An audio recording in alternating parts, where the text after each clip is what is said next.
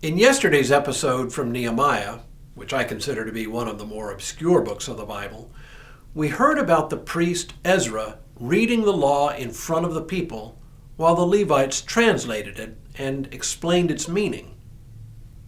I mentioned almost in passing that this was not like us reading out of a law book, a modern law book, which would be an excruciatingly dull exercise.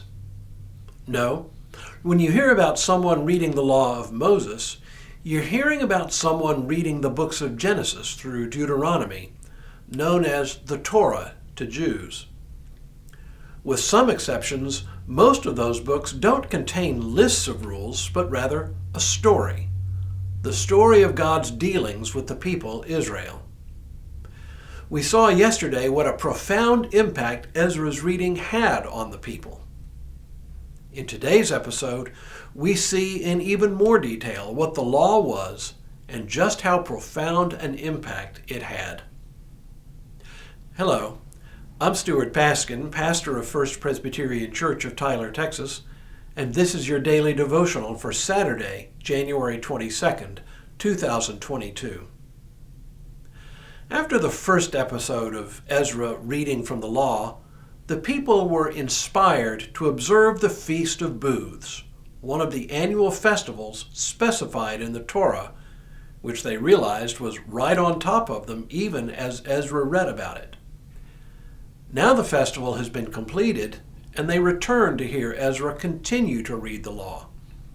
Only this time, they know enough to realize just how far from the law they had wandered over the generations. So they come dressed in the customary trappings of penitence.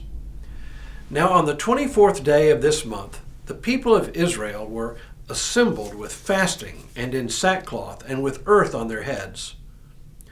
Then those of the Israelite descent separated themselves from all foreigners and stood and confessed their sins and the iniquities of their ancestors. They stood up in their place and read from the book of the law of the Lord their God for a fourth part of the day, and for another fourth they made confession and worshiped the Lord their God.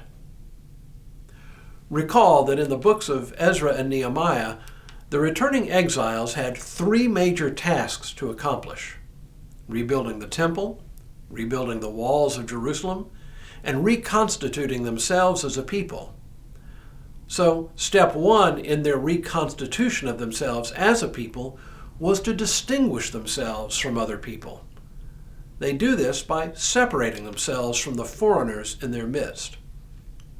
For most of the rest of chapter 9 of Nehemiah, we read a summary of the history of the relationship between God and Israel. As an aside, if you want a short thumbnail sketch of the Old Testament, here it is, and it's as good as any.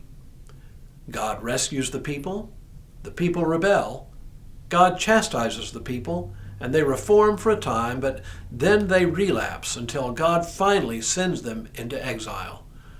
But all the while, the underlying thread is God's never-failing love and mercy. Now, having heard Ezra's retelling of the story of God and Israel, the people make a solemn covenant with God. Because of all this, they say, we make a firm agreement in writing, and on that sealed document are inscribed the names of our officials, our Levites, and our priests. The text then lists the names of the main signatories: Nehemiah, followed by the names of 21 priests, 17 Levites, and 44 other leaders. They sign on behalf of the people who take on this solemn promise.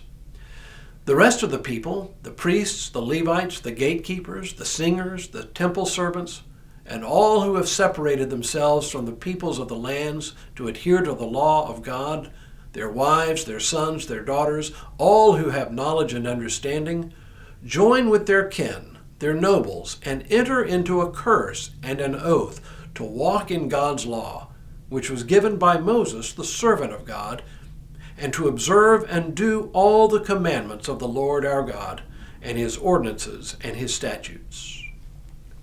It is a solemn promise, followed by a curse, which binds the people and their descendants to observe Torah and all its laws, beginning with prohibitions against intermarriage with foreigners, a promise not to conduct business on the Sabbath, a promise to observe a Sabbath year in which all debts would be canceled and no one would grow or harvest crops, and finally, a temple tax.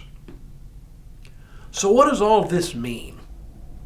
The cynical among us would say that these are nothing more than ways to be justified before God through acts of the law. But a more Calvinist take, and yes, I am a Calvinist at heart, the law that the people covenant to keep are really ways of learning what it means to be holy, which simply means set apart. And what else does it mean to be the people of God but to be set apart, not so much to be smug in our difference, but to be a people whose way of life is a living demonstration of the kind of life God wills for all people. It is what one might call a ministry of presence in the world. In this, we are no different from the returning exiles.